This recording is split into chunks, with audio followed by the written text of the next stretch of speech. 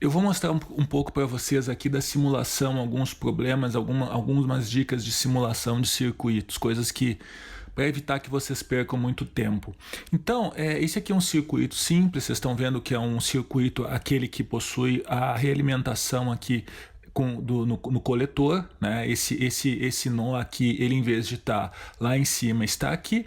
Esse circuito, se eu simular, ele está com 20 milivolts aqui na entrada. Se eu simular aqui, eu vou pegar o sinal de saída aqui e vou pegar o sinal de entrada aqui. Então, você vê aqui o sinal de saída. O sinal de saída, o sinal de entrada nós temos 40 milivolts de amplitude e o sinal de saída nós temos aqui mexendo nesse... Vamos pegar aqui Vout. Nós temos uma amplitude de aproximadamente Vout. Nós temos uma amplitude de aproximadamente aí ΔY 6 volts. Ou seja, nós estamos entrando com 40 milivolts, estamos saindo com 6 volts, pico a pico. 40 milivolts versus 6 volts. Ou seja, é um ganho absurdo, é um ganho bem grande, como nós falamos, isso é típico do transistor bipolar. Então, quais são alguns erros que podem estar acontecendo quando você vai fazer uma simulação? Você pode ser levado a acreditar, pelas fórmulas, que se você aumentar esse 1K, esse resistor de 1K, o ganho é proporcional ao RC. Então, eu vou vir aqui, né, o que a gente geralmente faz, a gente, poxa, se 1K está dando um ganho bom, eu vou colocar 10K então. Aí você coloca 10K, você roda de novo, aí você começa a perceber, né? Eu vou deixar aqui só o Vout para ficar bem claro.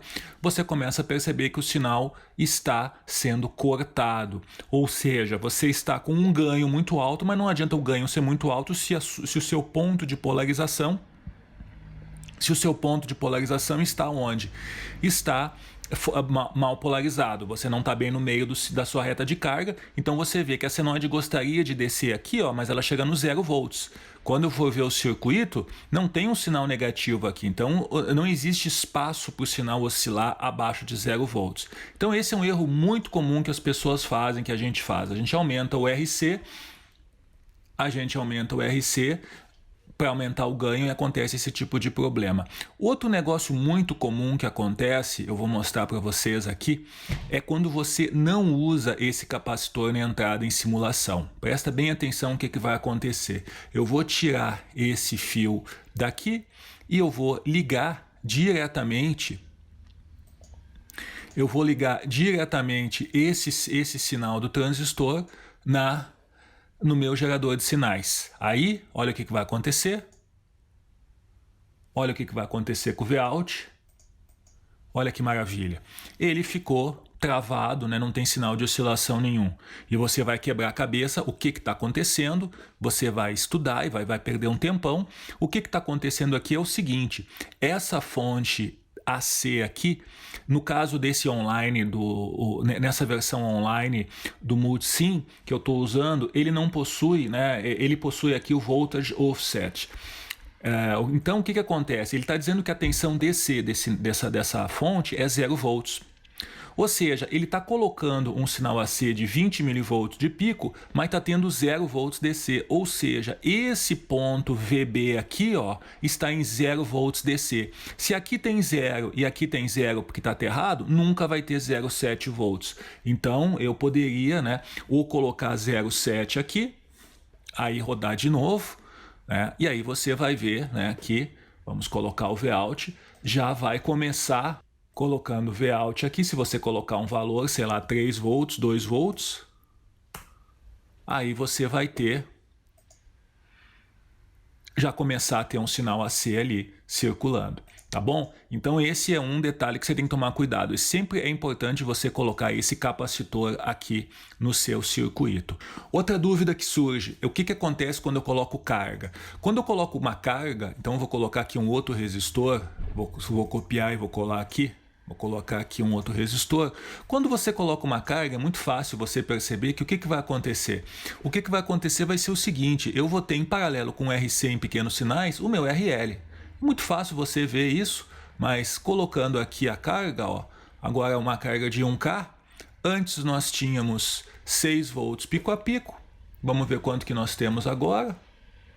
Vout, Vout. Agora nós temos aí, ó, 2 volts pico a pico. Então você percebe que o efeito da carga é diminuir o ganho. Quão pior vai ser essa diminuição de ganho? É o que nós falamos. Quanto mais baixo for a impedância de saída do transistor, do amplificador, mais insensível ele é às cargas. No caso desse circuito aqui, emissor comum, ele é relativamente, tem uma impedância de saída ZO relativamente média, é um valor médio. Ou seja, se eu colocar aqui, por exemplo, um valor de 8 ohms, que seria um alto-falante, por exemplo, você vai ver que o sinal, né, vai praticamente para zero, né? O sinal praticamente vai zero. Por quê? Porque ele não tem condições, né? Tá aqui, ó, praticamente zero. Ele não tem condições de manter, de suprir uma carga. Nós colocando aqui 10 mega, que é o que geralmente tem um osciloscópio, a entrada de um osciloscópio, aí você vai ver que não vai acontecer nada, o meu sinal vai estar bonito aqui, ó, com os 6, 7 volts que nós tínhamos, os 6 volts que nós tínhamos anteriormente, tá bom? Então esse é o efeito de você colocar um RL, colocar uma carga. E um negócio um pouquinho mais sofisticado é o seguinte: como que você mede a impedância de saída e de entrada? Bom, existem vários métodos para fazer isso. Alguns são eficientes, alguns funcionam, outros não. Mas vamos pensar aqui no caso do nosso resistor, no nosso Zout. Como que você colocaria, como que você mediria, como que você simularia o Zout? O Zout você vai simular da seguinte forma: você vai colocar aqui, vai ver qual que é a impedância, vai ver qual que é a amplitude máxima que está dando aqui pico a pico, e você vai agarrar e vai ligar aqui um circuito RL. E você vai variar esse RL até a tensão que você obtém sobre o RL for metade da tensão que havia sem carga. Ou seja, você vai variar a carga até a tensão pico a pico ser a metade do que tinha sem carga. Quando isso acontecer, você vai pegar e vai ler esse RL aqui e vai dizer que esse RL é exatamente a impedância de saída. Porque quando a tensão cai a metade, num divisor de tensão, significa que os dois resistores têm o mesmo valor. Isso significa o quê? Você pode fazer isso na simulação e é o jeito que se faz na medida. Outro jeito que tem de usar isso na simulação, na medida não dá para fazer, é você usar aqui, ó, eu vou tirar aqui esses caras para você ver bem, para ficar só um, você colocar um probe VA. O probe VA tem vários nomes nos diferentes simuladores, mas ele mede a tensão e a corrente. Então você percebe que eu coloquei aqui uns 50 ohms, que é para simbolizar a resistência do gerador. Coloquei 50 ohms, é um valor usual que o pessoal usa em sensores, em geradores, etc. Então, se eu rodar aqui, ó, vamos ver aqui, eu vou ter aqui, ó, o sensor PR2, eu estou vendo tensão e corrente, eu posso fazer aqui, ó, vamos usar aqui o sensor, vamos arrastar aqui, olha aqui, então esse ponto aqui, eu vou querer medir V, eu tenho a tensão aqui é 3 volts, e se eu mexer aqui e pedir a corrente, a corrente aqui dá 48 microamperes. Se você fizer um dividido pelo outro, você vai ter impedância de entrada. Certo? Você vai ter impedância de entrada. Então, a impedância de entrada você simplesmente faz a tensão versus corrente, né, para esse negócio aqui.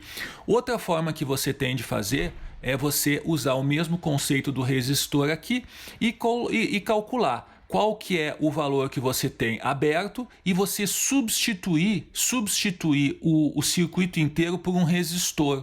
Ou seja, eu apago esse fio e agora o que eu vou fazer? Eu vou juntar esses dois fios aqui, ó. Eu vou juntar esses dois resistores e vou fazer uma comparação. Eu vou colocar esse probe aqui e coloco esse probe aqui. Eu vou tirar esse duplo aqui para ficar mais fácil. Presta bem atenção. Eu vou fazer com que eu vou ajustar esse resistor até a diferença de Vin para Vin after for igual a quando eu tinha com o caso da ligação no amplificador. Não sei se você acompanhou o que eu disse, porque se você acompanhou, você vai concordar que aí os efeitos vão ser equivalentes. A relação entre Vin after e Vin é vamos lá, 1/6. Então você vai tirar esse fio aqui e vai ligar esse resistor e você vai mexer nesse resistor até esse resistor dar o mesmo 1/6. Quando esse resistor der o mesmo valor de 1/6, ele vai ser o valor da impedância de entrada desse amplificador. Isso você pode fazer na prática, certo? Isso você pode fazer na prática também em laboratório, também dá para fazer. E você só uma última observação, a impedância de entrada, né? A impedância de entrada do seu circuito depende da frequência. Só um detalhe, tá bom? Isso por enquanto vai ser visto em outras matérias a seguir, mas para nós depende muito do valor que você está usando aqui, no caso 1 kHz.